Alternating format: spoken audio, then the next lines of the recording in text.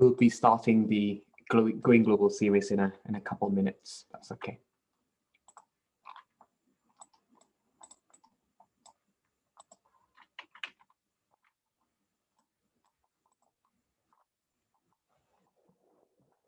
I think we have the right mass, I think. Let's just give one more minute before we start.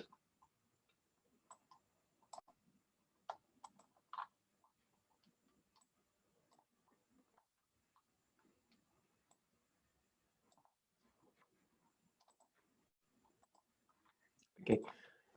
A warm welcome to everyone that are able to join us at this quarter edition of Going Global series, Future of Work in Sustainability and ESG Career. ESG stands for Environmental, Societal, and Governance. Good afternoon if you're with me in Europe or in London. Good evening if you're in Indonesia or elsewhere in Asia. Very good morning for those of you adjusting your day in North America and the US.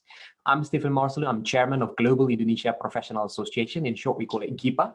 I'm based in London. My day-to-day I work at Accenture Strategy in the UK as client engagement lead, driving financial services initiatives and projects across the UK and ASEAN region.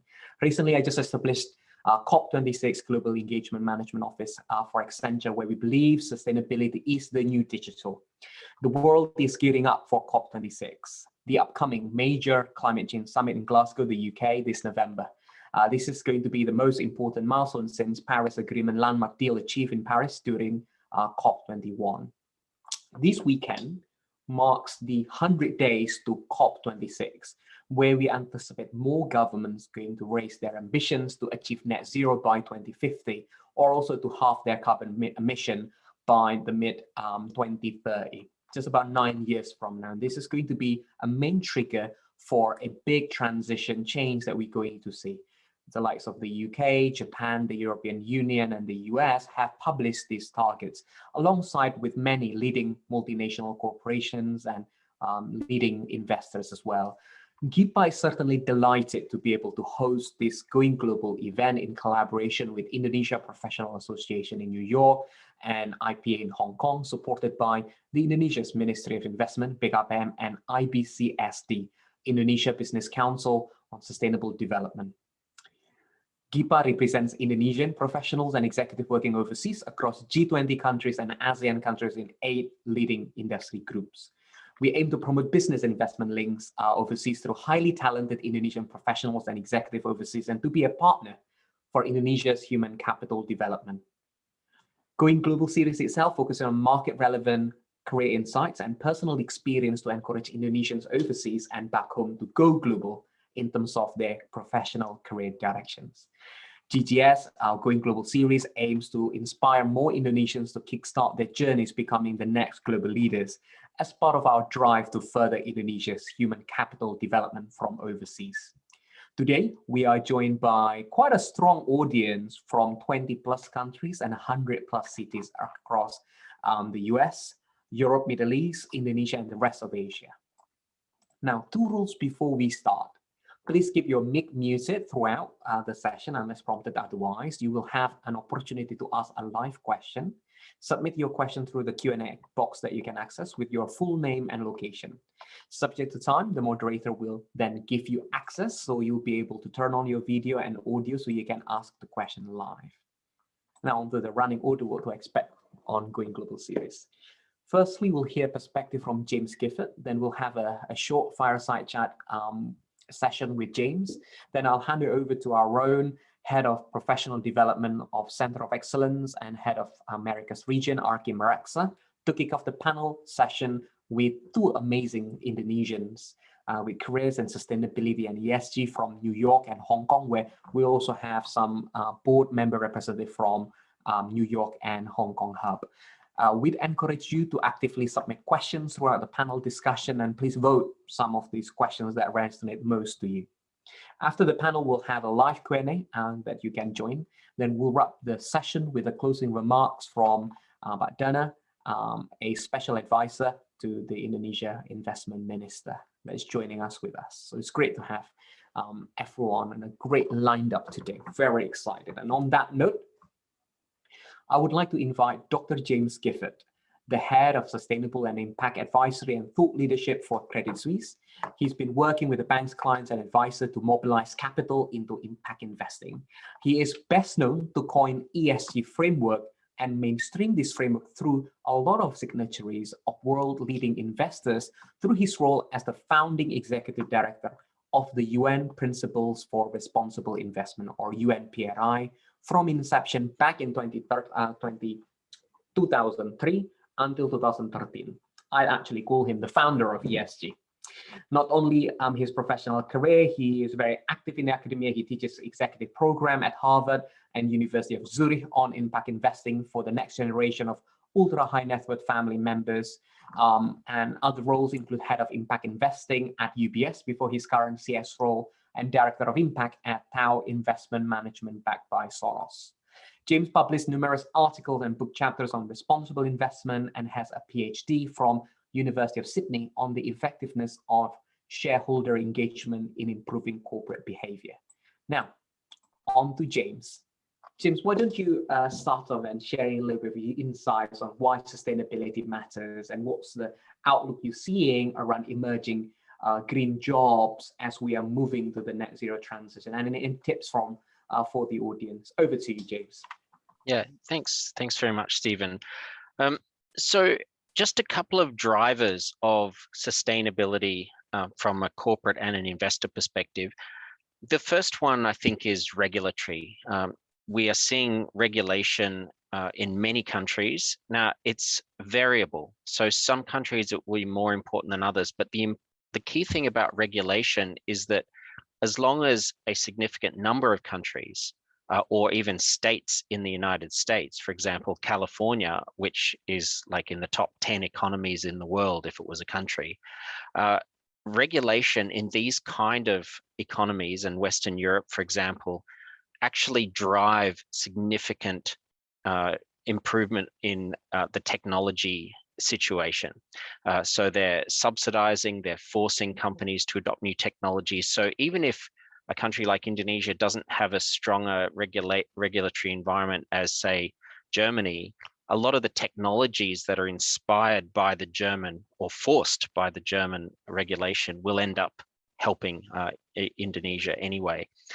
The next driver is consumers. I mean, the awareness around climate is just unbelievable. And as Stephen mentioned, I've been in this space about 20 years. And back in 2001, we were filing shareholder resolutions at company annual general meetings and getting, 1%. Now we are seeing green board members get elected to the board of ExxonMobil with 50% of the vote. I mean, this is just extraordinary. And this is partly also just this huge awareness in society, which has fed through to the finance sector, which brings me on to shareholders. Shareholders are also reflecting this incredible awareness and importance of climate and other environmental and sustainability issues, pushing companies and voting with their shares at company AGMs. NGOs are also a big driver, and obviously this all goes together. So consumer awareness is increased by NGO education and activity, shareholders, etc.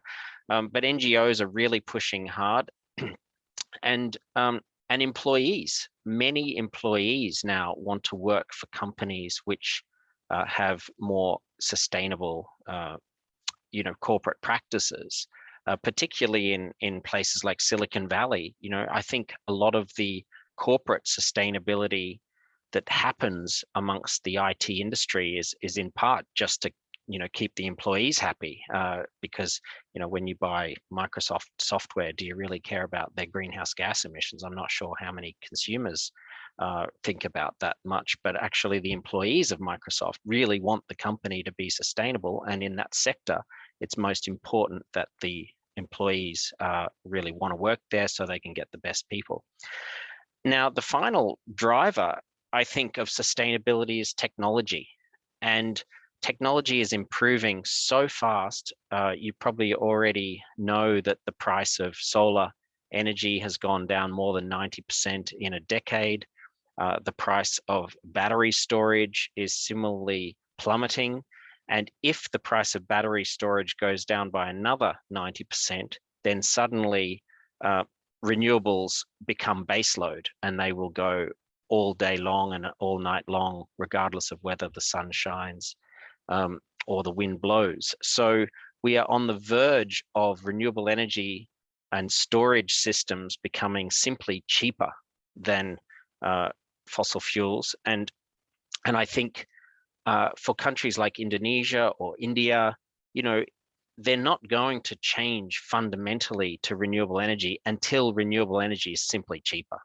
And that means including the issue of intermittency. And I think we're on the verge of a storage revolution. And in the next 5 years or so, we will end up with renewable energy, which is simply cheaper than coal-fired power. So those are the sort of drivers I see. So whether it's a corporation or an investor or a government, it's just inevitable. And I think, personally, I think technology is the most important of all of those, because we move, you know, we didn't move beyond the Stone Age because we ran out of stones, and we're not going to move beyond the oil age because we ran out of oil, and we certainly won't run out of coal. But we will simply find better ways of achieving what we want to achieve, which is, you know, cheap energy. Jumping to jobs, look, maybe it's best we talk about the jobs in the panel, because I think there are some other members of the panel who have more recently entered the industry. And but I would say there are some really great opportunities now. I just read an article a few days ago saying that companies cannot find enough ESG professionals now. Now, obviously, they're looking for people with some experience, but it's incredible how many ESG roles there are. I mean, at Credit Suisse, we have easily more than 30 or so, and it's just increasing all the time. So I think there are huge numbers that we're employing interns, and other banks are as well. I think there are a lot of ESG opportunities in terms of how to get in or get a foot in the door. I would recommend the PRI Academy online training. So that's priacademy.org. It has quite a lot of online training. They also give discounts, I believe, for students. And the CFA has quite a popular ESG course as well. So I think that those two would really get you up to speed if you want to get your head around this space. So I'll leave it there. Stephen, back to you. Thanks, James. And I think it's a great starting point for everyone in this room to really understand the major drivers and, you know, really practical tips around how they can, you know, kickstart and start their own ESG journey to really upskill. I have checked out PRI Academy during my university days, which is many moons ago, but over a decade ago. So highly recommend that, actually. I'll invite questions from audience as well, but whilst waiting for the questions, let me have the first privilege to ask the first questions on this fireside chat, James. So can you, okay, well, we've heard a lot about, you know, I mean, from your first day as the executive director back in the day around UNPRI, and of course I still remember how you've mentored my dissertation around this. ESG was not mainstream at all, and during your 10 years as executive director and founder on UNPRI, there are more and more asset managers and investors sort of signing up. What are the main triggers that makes investors now really waking up and really wanting to ensure companies that they're investing needs to be, you know, have a proper ESG disclosures and sustainable performance? And do you think that this trend will be applicable to Indonesia, whereby the investors in Indonesia will suddenly waking up and really giving pressures for Indonesian companies to also have a proper ESG disclosures or cares about their sustainable performance? What's your thoughts? I think you're still on mute, James. The key term is materiality. And before 2004, sustainability issues were just not considered material in the sense that they weren't considered financially relevant to the company. They were considered soft, sort of ethical issues, but not really issues that connected to the bottom line. And I think we coined the term ESG at the UN back in 2004 to describe a set of issues that could be potentially material to investment returns and risk. And we asked 12 sell-side research houses, including Goldman's and ABN AMRO and others, to go out and look for sustainability issues that could be financially material. And we wrote the first publication that put those three words together. It was called The Materiality of Social, Environmental, and Governance Factors in Equity Pricing. And these sell-side brokers, pro bono for this UN project, came up with these really powerful research reports that said, yes, sustainability can be really relevant to risk and return if you start looking at it. And so therefore, we made the argument that there's a good business case for looking at these issues, and they should be factored in. And sustainability has just become more and more relevant every year. And when I say relevant, I mean relevant to the financial future of companies. And whereas 20 years ago, it wasn't even a board issue, there was some public relations department looking at this stuff, or maybe environmental management. But now it really is a board level issue. There's often a board member responsible for sustainability, and it's taken very seriously because it is so important for the future of the firm. And the reason is those same rationales that I went through in the first place. Regulation is heading in this way, consumers are heading this way, employees want it, NGOs are pushing, and technology is heading there as well. Yeah, fantastic. Thanks, James. And I think that materiality point is super key these days. And the fact that there is a direct linkage with the bottom line, or for those on this group, will be the P&L, the profit and losses of what companies will make directly attributable to some of the ESG indicators of sustainability. I would like to invite perhaps Pradana Indra Putra, for potential comments or any questions. I know Mas Dana is, as the special advisor to Indonesia's investment minister on national entrepreneurship development, is looking at this area, and welcome your thoughts or any questions from your end, Mas Dana. Okay, thank you, Stephen. Thank you, James.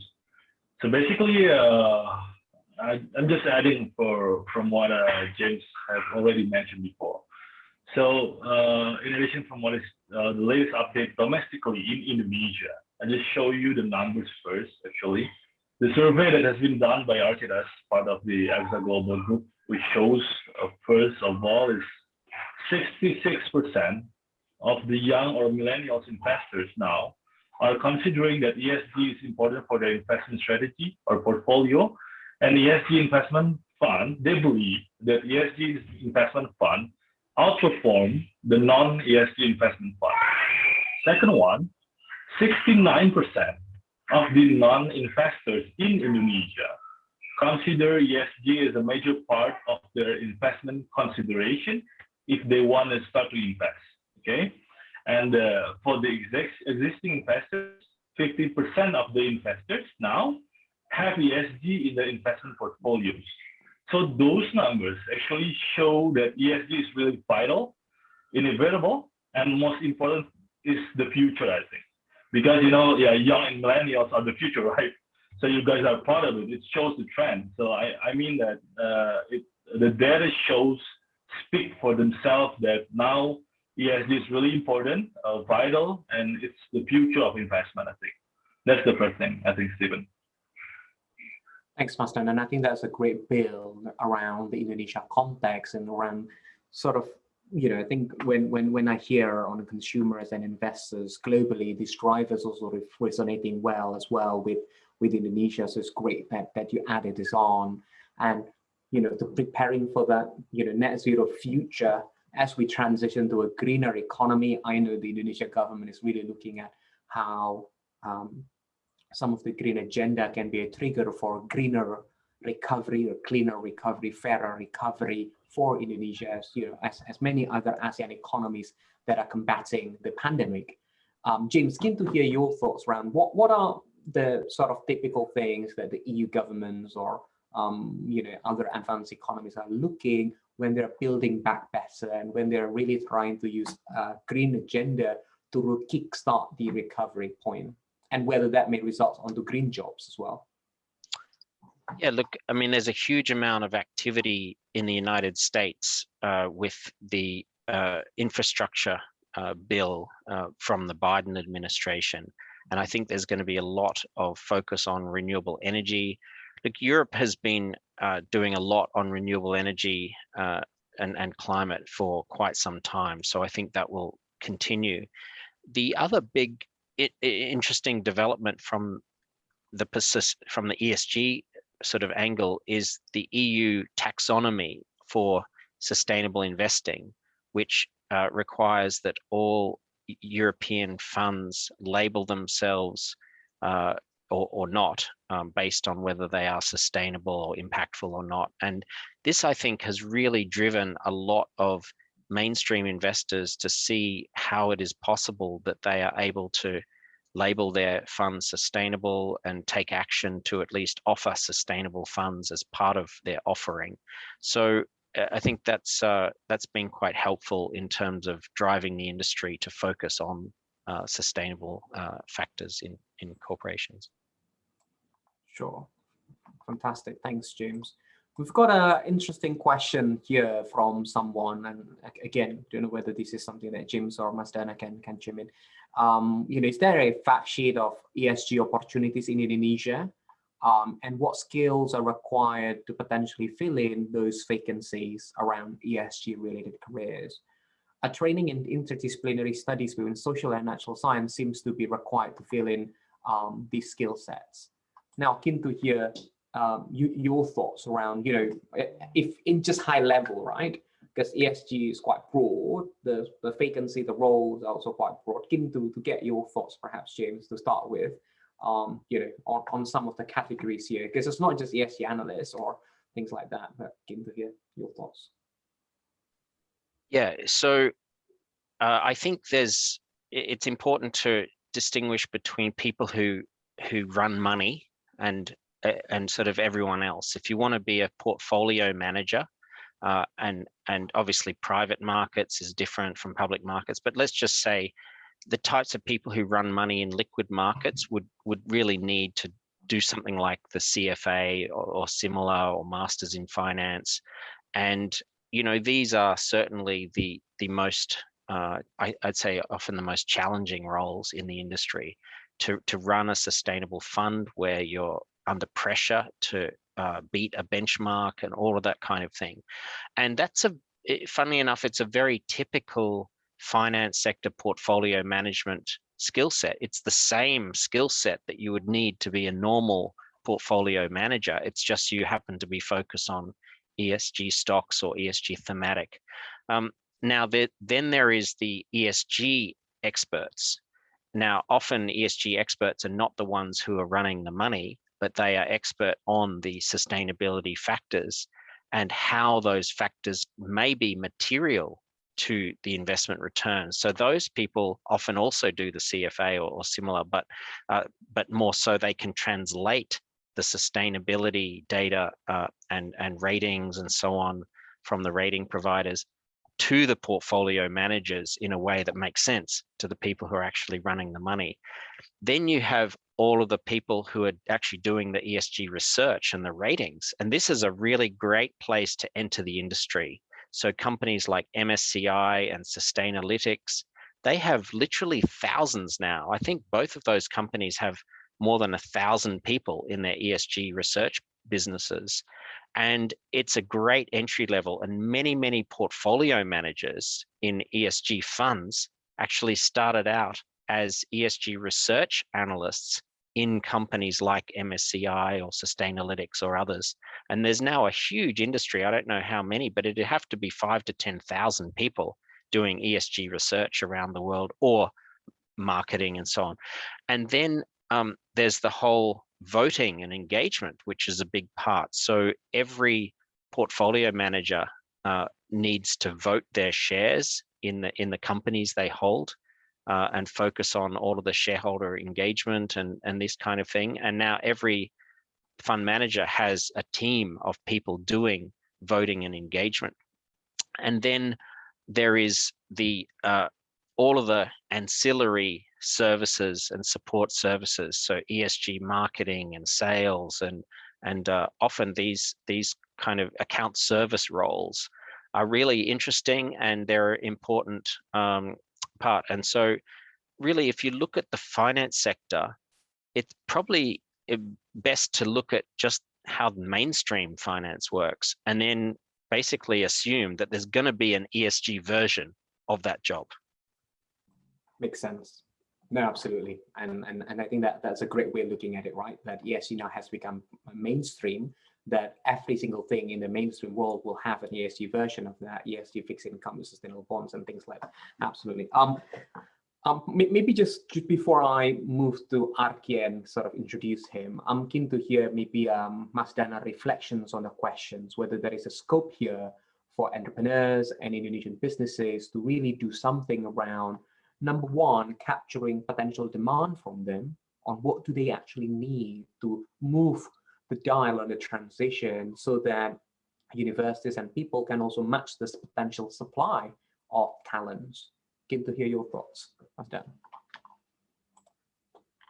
Okay, thank you, Stephen. First of all, I want to add up about the category of jobs, because the Indonesian government basically we want to implement the carbon trading at the end of the year, and we want to implement the carbon taxation as well in 2022. So I mean, I think we expect there will be need for a lot of environmental analysts for companies to do the analytics. I'm really sorry that this is my daughter there. No problem. It's the joy of working from home. Yeah. Sorry. Yeah, it's okay. Second thought, actually, you know, Stephen, it's not only happening in the stock market, as I mentioned to you earlier. With the government, actually, with the Ministry of Investment, one of our jobs is actually attracting foreign investors to come to Indonesia, right? And now they're not only asking about the regulation, the permits and stuff, they're also asking about the ESG conditions. They're asking about how the government can facilitate, can regulate, you know, can assure how the environmental, the social, the governance of the environment, business environment, especially in Indonesia. So I think that explains, you know, how the conditions now in Indonesia, how we need ESG, how ESG becoming more relevant now, and I expect there are a lot of jobs that will be needed for in the ESG fields itself. Fantastic, and absolutely right. And I think this is super emerging as we move on to these 100 days and achieve COP26, and depending on whatever Glasgow agreement will be reached by global players, then I think it will really set the tone. So I think it's very certainly a case for Indonesia to get ready and trying to capture some of those job categories and around filling in with a number of potential skill sets. But I think it's been super helpful to really give a bit of context before we move on to the panel discussion and hearing from amazing Indonesians who are already embarking on a journey on ESG and sustainability. So on that end, I'd like to thank James for sharing your perspective. This is super helpful. We'll come back to Mas Dana again a bit later on and hearing his fuller perspectives before we close. But on that end, I'd like to invite Arki Meraksa.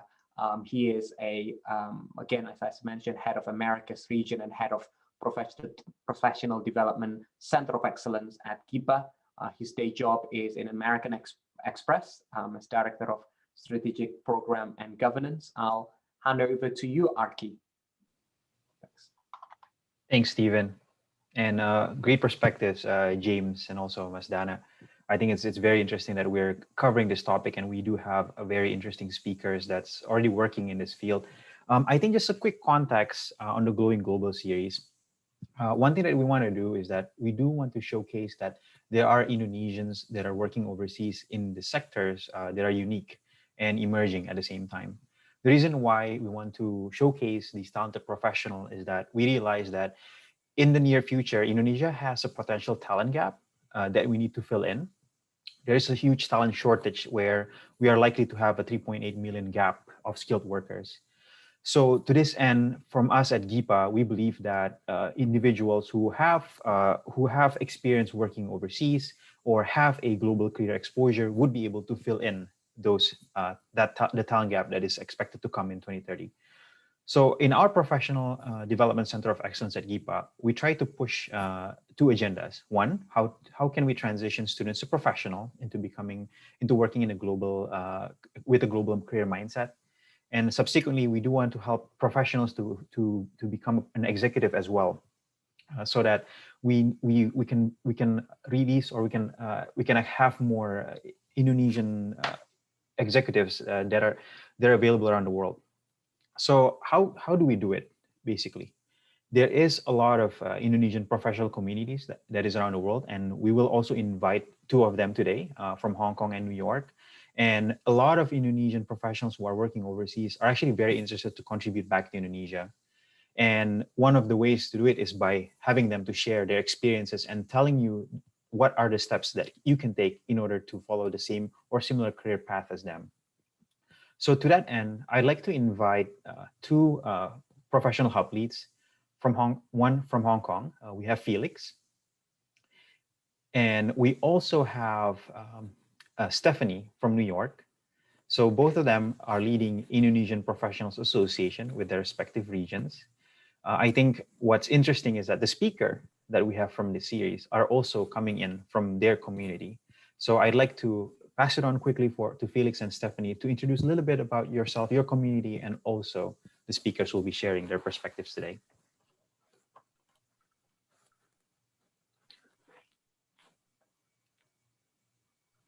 Go ahead, Felix.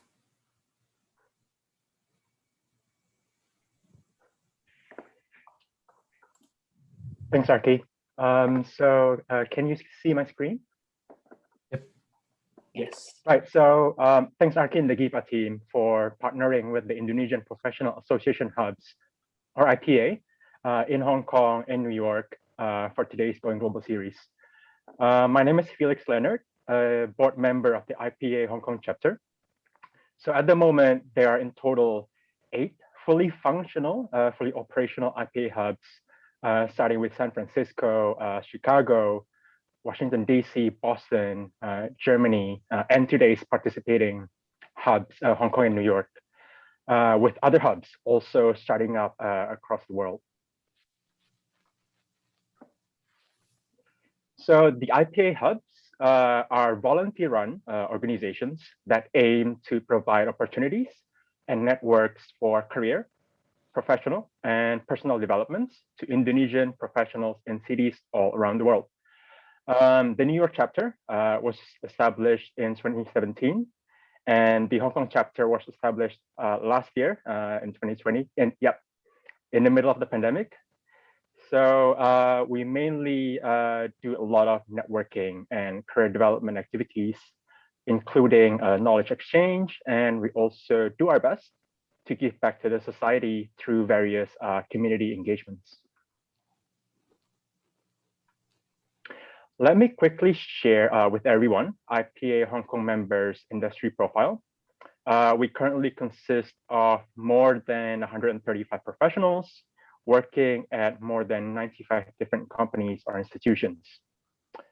Being a major city in Asia, most of our members work within 4 industries, being finance, which includes banking and asset management, technology, followed by business services, such as expert networks and consulting, as well as engineering. So for today's panel discussion, we're very fortunate to be joined by Jessica Darmawan from IPA Hong Kong, who is currently an ESG associate covering the Asia ex-Japan region at Nomura, a global financial services group and a preeminent Asia-based investment bank. She pursued an MBA from the Hong Kong University of Science and Technology Business School and a BA in International Relations from the American University. Jessica enjoys learning languages. So prior to moving to Hong Kong, she spent time in China with little knowledge of Mandarin, but eventually presented to a group of audience about Indonesia entirely in Mandarin at the end of her stay. Let me pass it on to Stephanie from IPA New York to share with us some interesting facts about the New York chapter. Over to you, Steph. Thank you, Felix. Hi, everyone. My name is Stephanie. I'm a board member from the IPA New York chapter. I work at a nonprofit right here in New York. So as Felix said, IPA New York was established in 2017. It is a part of the Indonesian Professionals Association, or IPA network, established in the US starting in 1991. So our community is a growing membership network of Indonesian professionals and entrepreneurs based in the New York metro area. IPA New York aims to provide career and personal and professional development as well as networking opportunities for our members. And we have to date more than 300 plus members representing over 100 companies and organizations. So for our members, we are a little bit more diverse. We don't have like 4 quarters, like different members profile. Majority of our members are from financial services and nonprofit or government. That's because, you know, we have the UN headquarters here. Along with that, we have a lot of other international non-government organization in New York area as well. Next slide, Felix. So I would like to introduce Ryan Hakim, which is going to be our panelist for today from New York.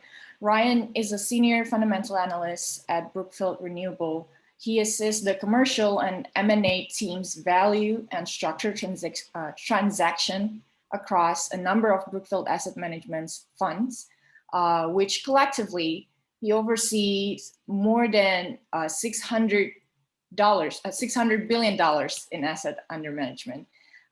Ryan holds an MPA in International Finance and Economic Policy from Columbia University and a BA in Economics and Politics from SOAS University of London.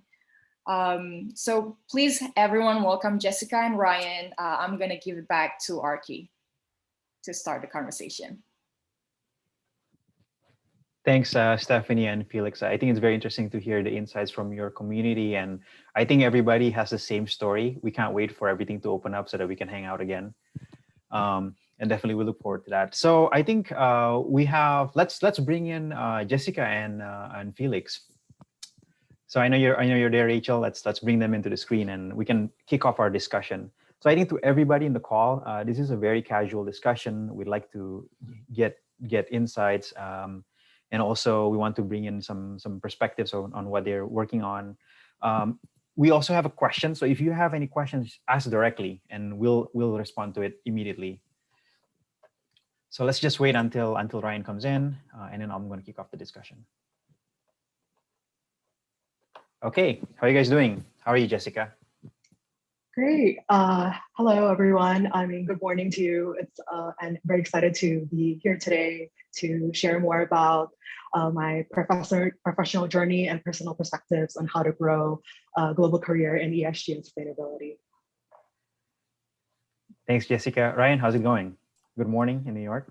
Yeah, good morning. Good evening to some. Doing well. Bit gloomy outside, but other than that, in good spirits. Are you in New York or are you in London? Because like it's gloomy outside and. Yeah, I can't tell. So hope you've had your coffee. So I think a lot of people are very interested and let's keep it casual. I mean, kalau pakai bahasa Indonesia juga boleh gitu. We'll just mix things around depending on what you need. And thanks for everybody for joining. I think maybe what would be interesting to begin with is that let's start off with you, Jessica. Maybe can you tell us a little bit more on what you do at Nomura in the field of ESG? I think everybody would be interested to hear your day-to-day and how do you contribute towards ESG and sustainability? Sure. So for those, Nomura is a global financial services group and investment bank across 30 countries and networks. And I'm currently the first ESG hire in Asia outside of Japan. So as an ESG associate, I work to advance the sustainable finance business in the region across our different divisions and business lines. Because if you know, in a financial company, there's investment bank business, there's the capital markets, and there's also wealth management, as well as the strategy side of the business as well. So I work to integrate ESG across the business and create a strategy and execute the plan across the region. That's so cool, Jessica. And I think you've been in this field for quite a long time, right? Like you're one of the first Indonesian probably that has been going into this career path. I think even like close to 10 years ago, right? Yes, I actually realized this is such a great session as well, because it can also be a virtual reunion for us, because the last time I saw you, Arki, it was almost 9 years ago. The same with Ryan as well. And it's really great that it's now coming to full circle and that we're working in our respective fields. But yeah, so I've always been very passionate about the environment and being in nature and scuba diving across Indonesia. So that really inspired me to understand how can we better protect our environment, making sure that societies can grow more sustainably as well. And so I've been pursuing that as a career since 2012. Yeah.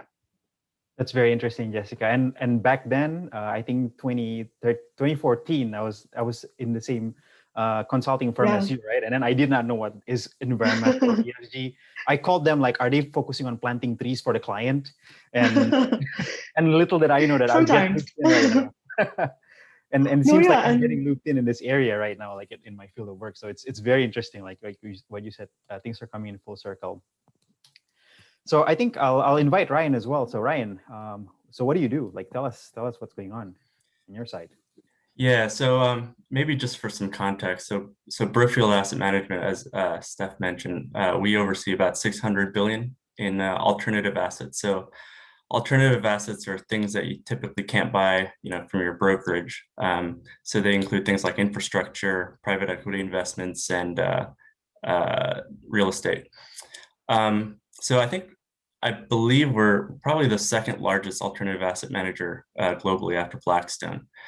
And about roughly 10% of that is invested in renewable energy, spread out across 21 gigawatts. So just to give you some idea of, how big that is, it's about 25% on a nameplate basis of Indonesia's generating capacity. So it's fairly large portfolio. And then at Brookfield Renewable, our job is to manage those assets. So managing includes things like operating them, acquiring new assets and building new assets, and finding commercial opportunities for them. So my job is specifically to help the commercial team in, identifying new assets, making sure that our long-term contracts are economic. And so I'd say I spend about 30% of my day just reading, what's going on in the market. Industry analysis. 30% of my time is probably developing and maintaining economic models. So I do price forecasting. And then another 30% is just sitting in meetings sort of as a subject matter expert on US wholesale markets. So, I'll advise the trading teams, the origination teams, our M&A teams and valuation teams. So get to work with a lot of different groups within Brookfield, and it's been pretty exciting so far. Cool. That's very interesting, Ryan. And while for Jessica, her interest has been on nature since the beginning of time. But Ryan, you were an economist before. Like your major and your focus was mostly on economic and development. Like, how did you end up in joining or paving a career in sustainability or renewable related sector? Yeah, I wouldn't really call myself an economist. It's just like I was trying to get there, and then it's like I had to take a detour. So I guess just going way back, I went to high school in Manila, so a similar level of development as Indonesia. And I think for people coming out of that area, there's a natural inclination to want to save the world. You kind of see, income inequality, and it's kind of in your face. So I wanted to save the world somehow. But at 17, you don't really know like how to do that. So I thought international development was the route to go. So I studied economics and politics.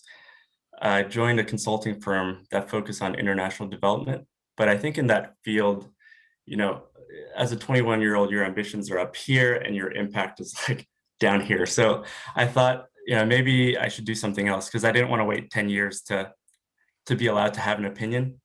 So I went to grad school, was interested in macroeconomics, and that's why, I did a couple of internships, but it's really hard as a 24-year-old to get a macro job, without a PhD in economics or anything. So I took a couple of energy classes, thought, project finance was an interesting route. And, I joined a consulting firm after grad school, and they kind of just threw me into the deep end. So it's a consulting firm that focuses on electricity, but specifically, helping private equity, utilities and regulators. So they just kind of tossed me in the deep end. I remember, I think it was like 2 months into my job, I had replaced somebody else, and they're like, Ryan's our New England expert. And I was like, it's not quite, how it is. But I think over the years, you gain a lot of really practical experience. So I worked on everything from the generation side to the transmission side to the distribution side. And then I think about 3 years into the job, like everything kind of just clicked for me. It's like I understood how all the pieces kind of fit together. And then I think after that, it's when I really enjoyed working in this area. And that also happens to be the time when, sustainability really like took off. So that was my journey. Yeah, that's a very, very interesting story, Ryan. And I hope what you're doing right now feels very rewarding to your day-to-day activity and your job. Yeah, definitely. Yeah. So I think let's make it more interesting, guys. I think we actually have a bunch of questions that the audience are asking, and it's somewhat aligned to what we're going to be discussing. So I'm going to respond to one question like, do you have any suggestion on what to pursue for your major if you want to sharpen your opportunity in ESG? And what specific job vacancies are available? I think it'll be interesting to hear from both of your perspective. Maybe I can begin with you, Jessica. Sure. So to share more about my journey, I did my graduate degree in international relations, and I had a chance to do a concentration in global environmental policy, and also focus on the Asia Pacific region as well. So understanding how do the different countries operate, the different dynamics of how exciting Asia is as well, and then what are the different environmental policies and frameworks that are out there internationally, and how would that apply to the Asia Pacific. So I think that was really, and having to create research papers and understanding the different developments and recommending different solutions to, whether it's climate change or more healthcare inclusivity or better financial access, very, very addressing, very global topics and issues really helped me to understand, okay, these are the issues, these are the different stakeholders that are involved, and these are, what are the possible solutions that we can implement to address these issues. So that really helped me to understand from that side. And then, as I continued my career, I started from research and policy, and then I saw that, the private sector really plays such an important role in sustainable development, making sure that businesses are operating sustainably and in a responsible way. So I shifted to management consulting, and then was able to see how diverse industries, the different challenges that they face in sustainability, and then working with them to help to transform their businesses. And then from there, I also saw that financing was such a big important area as well, because a lot of these challenges and issues require funding and also investments to ensure that these positive programs can grow. So that shifted me to investment management. And then I also wanted to understand more about business management, like entrepreneurship, finance. I don't have a finance background per se, so I decided to do an MBA to really build my business management foundations, and also understanding more about how finance works, and then was able to apply that to an investment bank at Nomura. So I did my ESG internship at Nomura as well, was the first ESG intern. And so it really helped, I think, international relations or something that is multidisciplinary, subject that's multidisciplinary would be really helpful to understand the different approaches, and also the different angles that you can address sustainable challenges, and then also learning more about yourself, like what is it that you're most interested in, what are your strengths, what do you enjoy doing the most, because as James and Masdana mentioned earlier, there's so many ways that you can contribute to a sustainable future. So that's my personal perspective and journey and how I approach this to today. Gotcha. Yeah, thanks, Jessica. Any comments from you, Ryan? Yeah, I think the only comment I would bring is this area is very much still in the physical realm, and so what I would say is and encourage is people to really take up to work in the engineering side. So we still need quite a lot of innovation, baseload renewables and things like that. So to build that infrastructure, and it's not just energy, it's also electrification. So getting heating, electrifying heating, electrifying transportation, those are also significant drivers of GHG emissions. And so what I would say is, if you want to take a master's or something in an engineering field, I'm pretty sure that you can probably find a job fairly quickly. Thanks, Ryan. And I think I'd like to add in, James actually mentioned in the beginning of the discussion, like some resources that you can look is PRI Academy and also CFA. I believe they have a certificate of ESG investment. So I think for all of you in the call, that's something to think about if you really, really want to pursue this career. And it's true, like there's a lot of shortage in terms of ESG specialists around the world, and especially in global companies. We really think that in the next couple of years, this is going to be a hot area. I think maybe something similar to like shortages in data science or artificial intelligence, so something to think about. And I think this is very rewarding for, I think, the next generation. I guess it's something that, I don't know, delayed gratification, I guess, when it comes to the impact that you have or you contribute to the world. So to that end, actually, we do have a live question from one of our audience who's a student in New York right now. So I'd like to invite Latissa. Latissa, if you're ready, we'll bring you in. So Hi, yeah, Latissa, can you do a little bit of intro of yourself? What do you do? What you study? And feel free to shoot your questions to the speakers. Yeah, for sure. Hi, my name is Latissa. I'm currently enrolled at NYU, and my major right now is actually sustainable development. So it's really interesting, and I was really happy that Arki told me about the webinar and everything. I think I was really interested, actually, Jessica, particularly about kind of what you do with Nomura and investment banking, because Nomura is also a holding company in Japan. So I did a bit of research on that. I think that's really cool. And also you mentioned diving, and I was like, damn, I really like going diving too. But yeah, I just had a quick question for Jessica and Ryan. Kind of, how have you kind of implemented sustainability, specifically in your field, operation wise, and yeah, things like that, specific more to the technicalities of it? How does that work? Hi, Latissa. Thank you for your question. And I'm so excited to hear that your interest, and also that you're pursuing studies in sustainable development. I wish I was able to, that there was a degree available for that. Nowadays, I'm really excited for what's to come. And thank you for your question. So specifically for Nomura, and similarly in how the investment banking sector works, is that we look at ESG as a set of criteria. So across E, S, and G, there are different sub-criteria. Environment could involve climate change or energy efficiency, and environmental degradation, for example. And then S could involve diversity and inclusion, human rights, best labor practices, and governance involve like good management, good corporate governance, as well as making sure there is representation, diversity, and in the management leadership as well. So we look at it as a set of criteria to help inform financing and our investment approach. So if we're looking beyond, when we're trying to understand a company or an area, we also look beyond the financial impacts.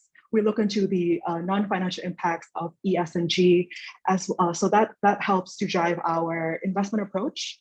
So, for example, a lot of the trend nowadays in the financial sector is that there are certain sectors that a lot of financial institutions, have committed to not financing. So, certain sectors that are very, that can lead to very intensive environmental damage, for example, or, impacts the communities negatively. We've already set an approach for that. And then, so that is also shapes our risk management as well. How would we manage the risk of the investments in our portfolio? At the same time, there's such an exciting opportunities that arise from ESG. There's a lot of product innovation. We're creating new financial products like green banking products to help drive, accelerate this transition towards a more greener economy. So ESG bonds issuance has been rapidly growing. Green bonds, social bonds, sustainable bonds, and also making sure that financing is available to accelerate this transition. And actually, I've also and we also create like ESG funds, for example, and ETFs and these different financial products. And a lot of studies nowadays have indicated actually that, ESG products or products with financial products with ESG criteria and layers have outperformed traditional financial products. So you can see where there's a significant shift in the industry as well, from both a risk and an exciting opportunity angle as well. So that's how generally the financial industry has been approaching this. I think that's really cool, and I think it's really cool about green banking and everything, and like sustainability seems to be really taking off, and I think that's like a booming industry. So yeah, that's always been really interesting to me. That's great. I hope I see you in the next future meetings. Yeah, for sure. In a financial world perhaps, or in a ESG setting for sure. For sure. I think I'm gonna actually go back to New York soon, so hopefully. That's a good idea. Ryan, did you want to add anything in terms of how that's applied in your company's operations, or how you approach your investments in infrastructure? Yeah, I mean, I don't know if I'm the best person to really talk about the strategy, but I will say that our general approach is to invest in long-lived assets. It's not an official motto, but we like to say that we're providing the backbone to the economy, and so really our goal is to provision infrastructure needs for society, and we're constantly moving towards this. If you want an economy 100 years from now, we've been in business for over 120 years, but if you want an economy in the future, you really have to invest in the right types of infrastructure that will allow us to do that. So I would say since inception, we've sort of been ESG adjacent, just in terms of our general thinking, and really over the last couple of years, it's really just redefining the messaging around that, and explaining a little bit better our value proposition. But I think since inception, we've always really been ESG adjacent, I'd say.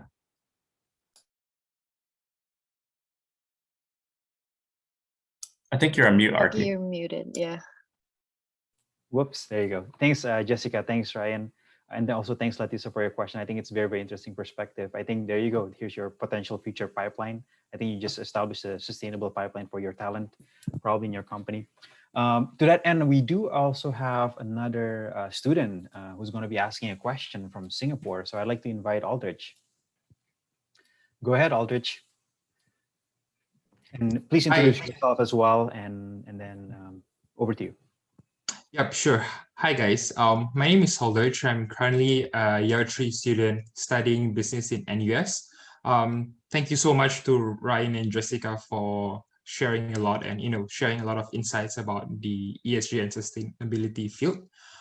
Maybe my question to you guys would be more towards your day-to-day career experience. I think just now Ryan mentioned that in what you do, you work with a lot of different teams, a lot of different divisions, and with that in mind, I think my questions would be, as students, how do you actually develop the set of skills or like the soft skill sets to be in this like cross-functional role, to be able to interact well with different teams and to be able to, bring everyone together to work for this ESG goal? Yeah, I think that's my question. Perhaps. Hi, Aldrich. Oh, yeah. Oh, Harry, would you like to go first? Or go ahead, Jessica. Oh, okay.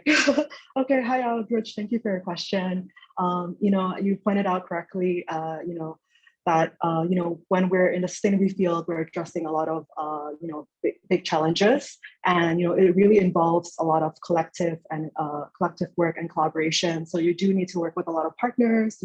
You do need to work across the the business with a lot of different stakeholders, and sometimes different partners, different stakeholders, they have different perspectives, and then how do you unite them towards a common goal, let's say towards addressing climate change, for example. So in my experience, I have always enjoyed participating in Model United Nations. So basically, it's a simulation of the United Nations, and then you represent a country, and then discuss on a specific topic. So it's given me a lot of public speaking opportunities, and I've also engaged in debate competitions, and that's also helped me in terms of, okay, how do you structure your presentation? How do you structure your argument, for example? And I also have taken one of my favorite classes in the MBA program was negotiation. And so that also helped me, okay, how do you manage different dynamics within a group setting, within a negotiation setting?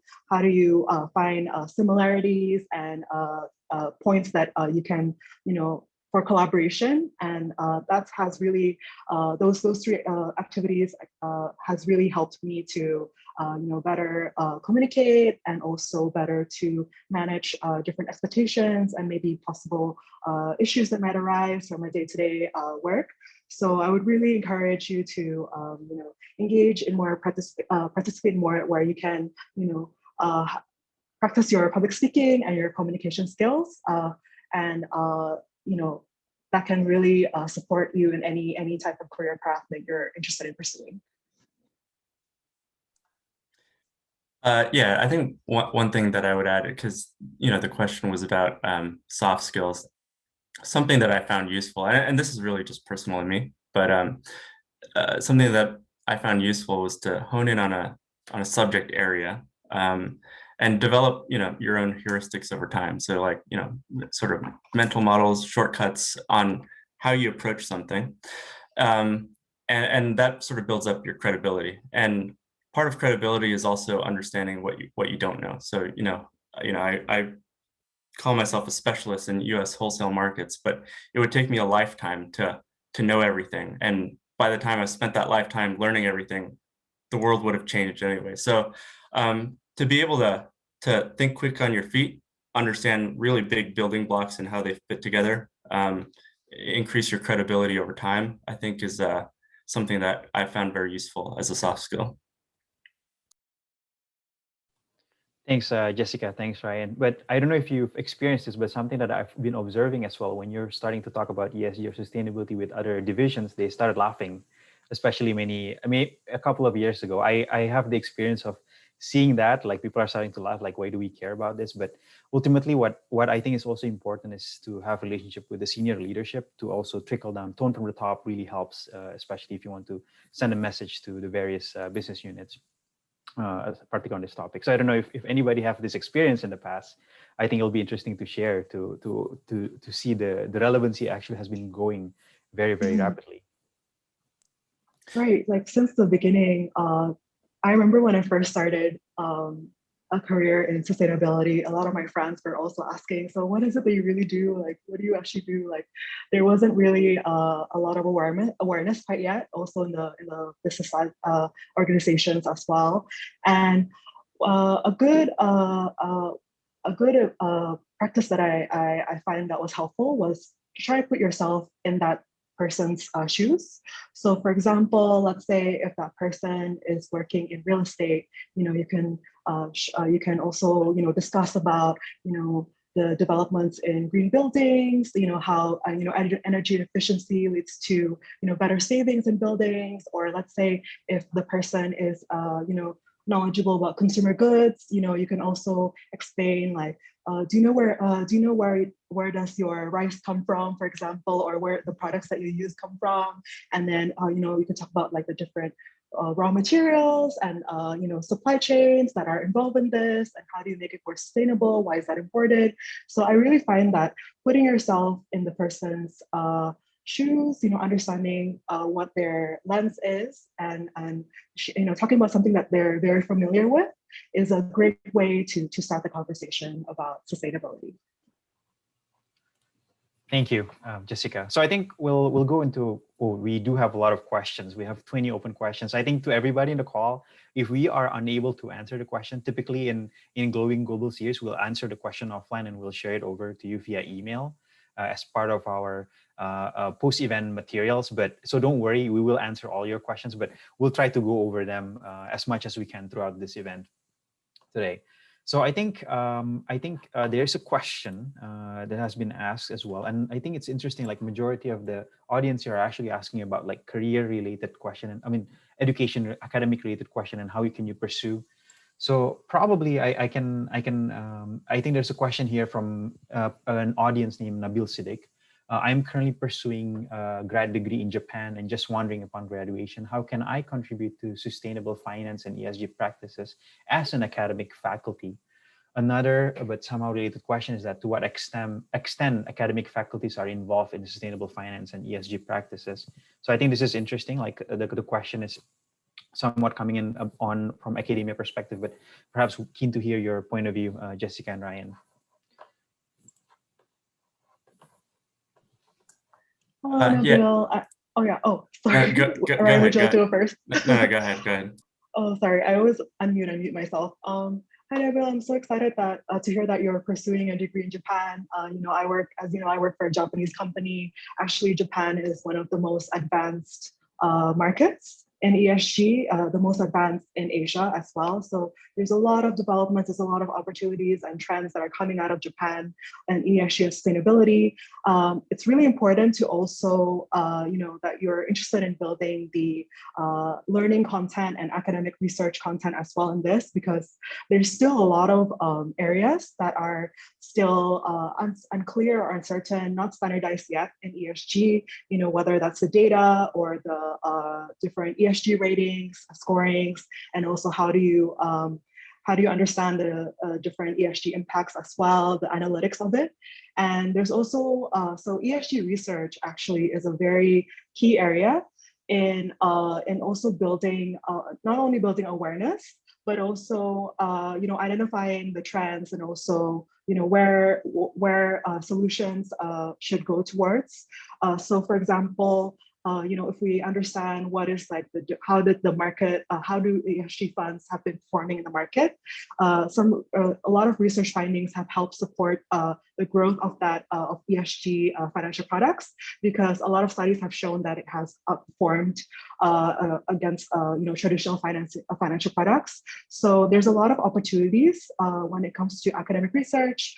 I know there's several universities in Japan as well that are focusing on this. And actually for Nomura, we also have a dedicated center for sustainability research. So there's a lot of opportunities coming up in Japan. So that's really exciting.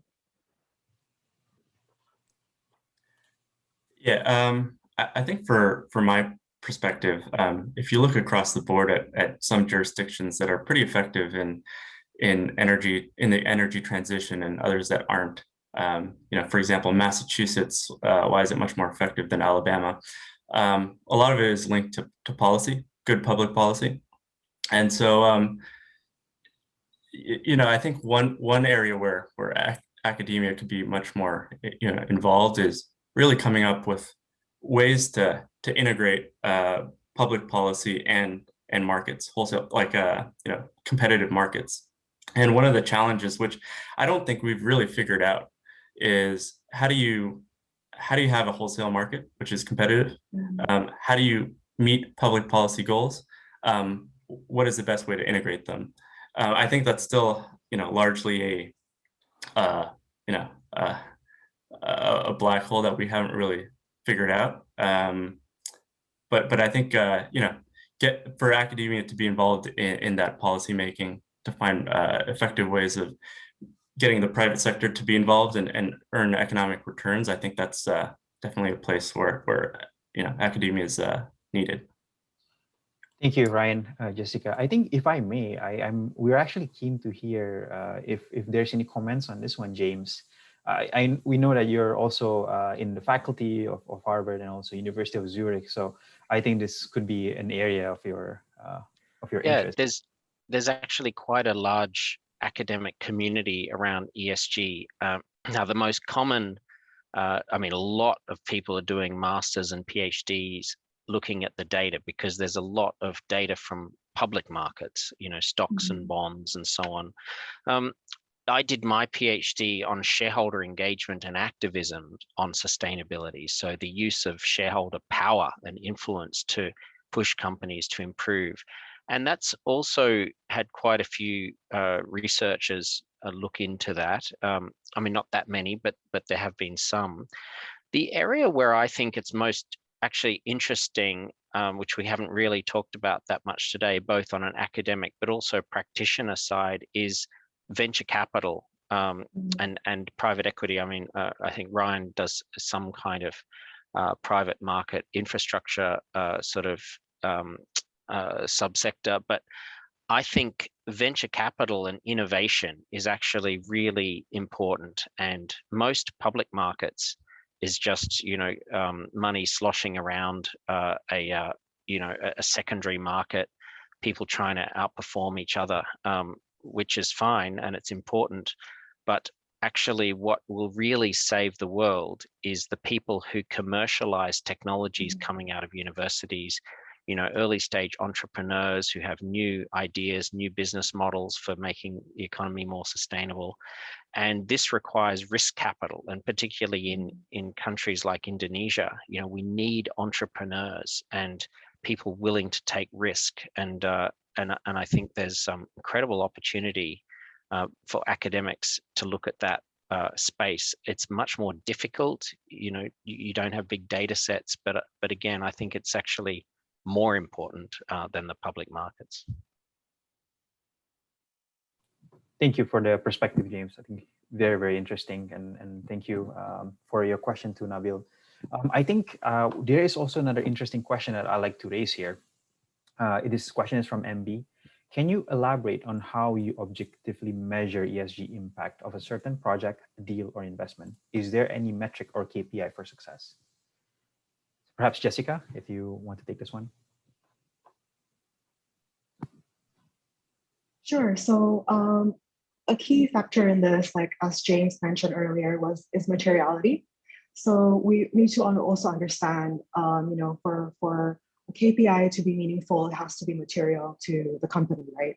So generally nowadays, to understand ESG performance, the common practice has been to create an in-house scoring system or a performance framework. So that involves, different models to understand, whether this potential investment or potential product will generate positive ESG impacts, or there's a scoring system for it as well. And that's informed by external data as well. So from the different data vendors that James has mentioned as well, there are Sustainalytics, MSCI, so there these are market data, and that helps to also inform the calculation of the in-house scoring system. So that has been like the general approach in the a lot of financial institutions nowadays.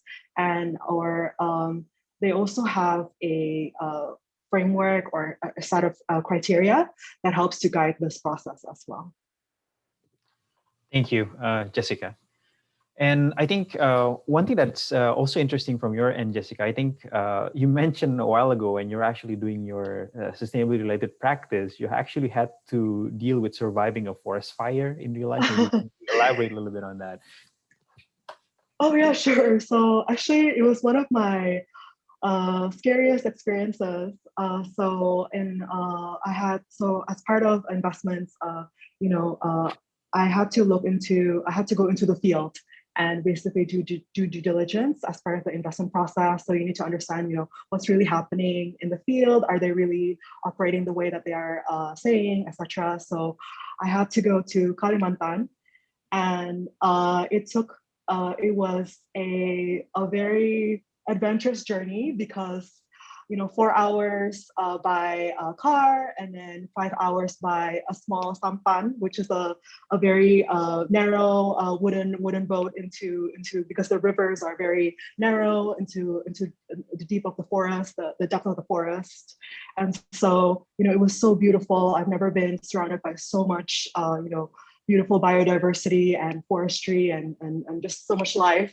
But so so we were doing due diligence, and so we had to travel by the small wooden boats everywhere, right? So the sun was setting. It was like the most beautiful gradation of orange and pink, and then it was such a clear day, and then suddenly it turned dark. Suddenly, and then we were like, oh, what's happening? Yes, suddenly we had to come across a forest fire, and the smoke like just surrounded us, and then it was very difficult to breathe. Like it was a very sudden and actually scary experience. But actually within the same trip, I also got a chance to see the positive impacts of financing or investing in a socially impactful venture. It was one of the largest sustainable coconut farms in Indonesia as well within the same trip. So it really also, gave me the perspective on, that you have a choice.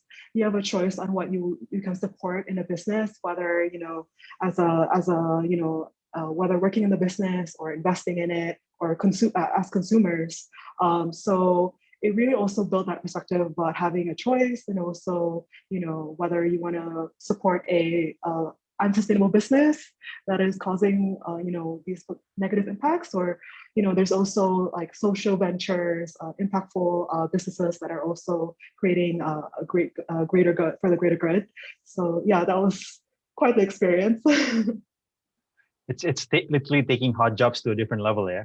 Oh yeah, exactly. But glad you made it. Otherwise, then we only have one speaker today. And I think maybe last question, since we're actually nearing the end of the session, maybe Ryan, if you can make it brief. But there's a question actually: how do you connect renewable energy to a country's development? So perhaps we want to hear some themes that you're seeing in this context. Yeah, I mean, energy is sort of a bedrock of any civilization. So I think there's a couple of trends when it comes to countries' development. One is obviously reducing GHG emissions. That adds to the quality of life. Air pollution. But I think something that's also equally important is improving resiliency, because I think just reducing GHG emissions, that's one part of the story. That's just to get us to this,